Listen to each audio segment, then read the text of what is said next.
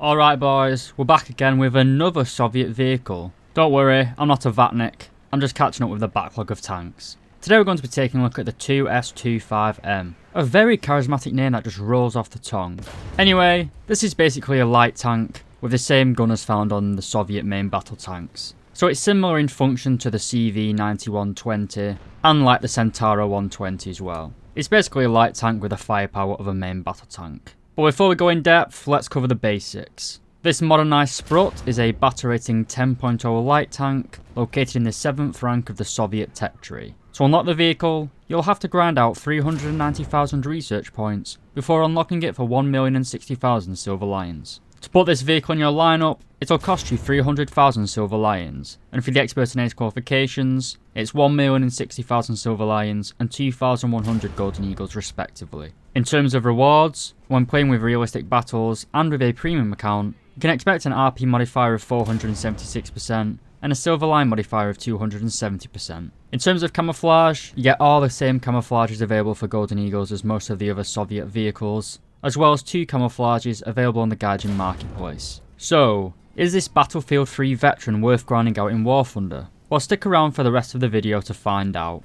Alright, up first, mobility and survivability. And the Sprut is powered by an engine producing 500 horsepower. Combined with the vehicle's weight of 18 tons, gives a tank a very respectable power to weight ratio of 27.8 horsepower per ton. This gives a tank around the same level's mobility as the T-80U type of main battle tank. It's certainly nothing to scoff at, but you will note however, you don't really have improved mobility compared to an average main battle tank. So basically, you have the same speed as a tank, but you don't have any of the protection, which we'll see shortly in the armour section. But anyway, the Sprut can reach a top speed of 71 km/h going forwards, and they're very respectable, at least by Soviet standards, 21 km/h in reverse. Again, this is basically just the same as a standard Soviet tank, especially like the T-80 series of tanks. So you aren't really any faster than a main battle tank, to be honest. While in real life, having a tank that is light but has good firepower is very beneficial on the battlefield, for air transport and basically getting over soft ground.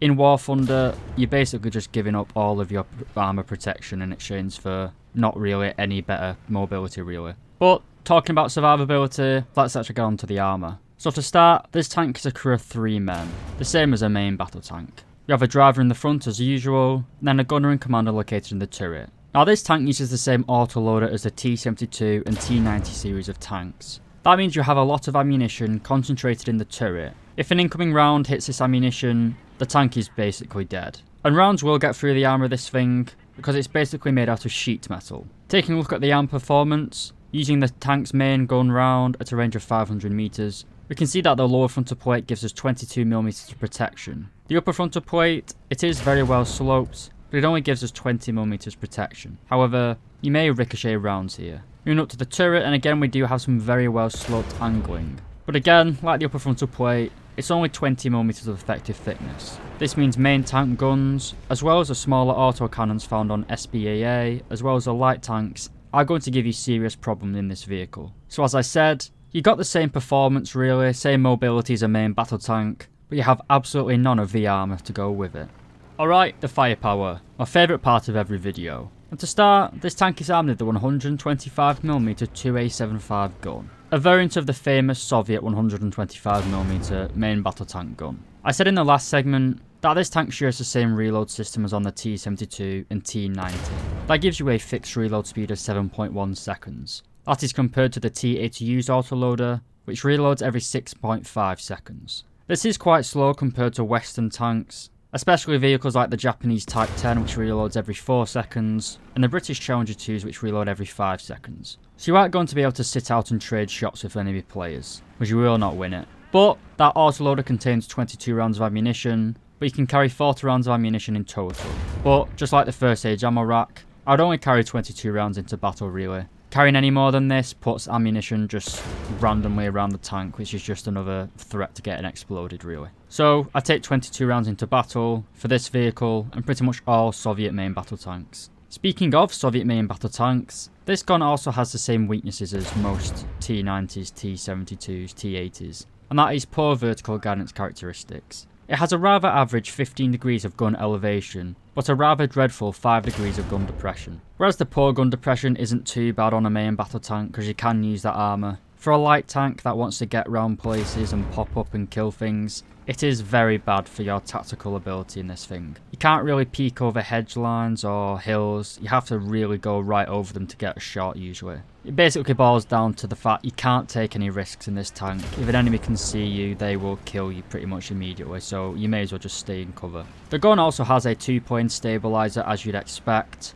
as well as a laser rangefinder, as well as high resolution thermal imaging for the gunner and commander. But enough about the gun, what about its ammunition? Well, our stock round is high explosive anti-tank fin stabilised, the 3BK18M. This has 550mm of penetration. It's not too bad to be honest for a stock round, but it is stock heater fast, so it's going to be painful. We also have the 3OF26. This is a HE round and can be used for memeing. I'd take 1 or 2 of these into a match, but they aren't really that useful. Luckily for you though lads, in the first rank of the modifications, we do get access to the 3BM42 Mango round. This used to be the best APF SDS in the game, arguably, until some newer shells became available. Anyway, it travels at 1700 meters per second and can penetrate 431mm of armour at 1000 meters. While it has been overshadowed by some of the newer APF SDS rounds, it is still incredibly lethal. In the third rank of the modifications, we have the 9M119 anti-tank guided missile.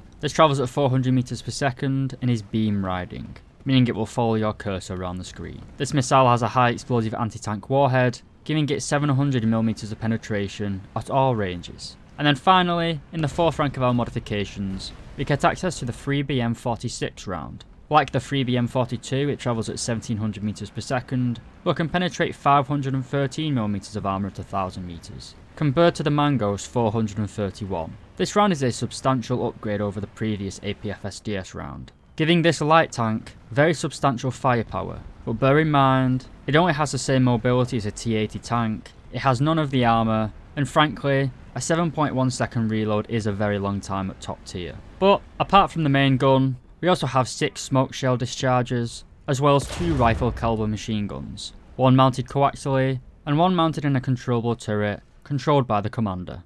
So, should you grind this tank? I'm not so sure about this one lads. It's quite a long grind being at the very end of its tech tree, and it doesn't really offer anything unique. There isn't really a battle rating at 10.0 as well to be honest, it's usually 9.7 at the minute with the terms. So realistically, you're going to be playing this tank in 11.0 battles as a backup to your main battle tanks. The main roles of this tank is probably its speed, but it's got the same top speed as most Soviet main battle tanks, so it's not really unique in that fact. Again, the gun is the same as the T72 T90, so it's not unique either. It just has powerful ammunition as well as high resolution thermal imaging, but the T80 BVM as well as the T72 B3 all have high res thermals as well. So while this tank is classed as a light tank, I could give it the benefit of the doubt and say it seems more like a tank destroyer to me. But even then, there isn't really a role for a tank destroyer at top tier. Most tank destroyers tend to have much more powerful guns, especially those found in the World War II era.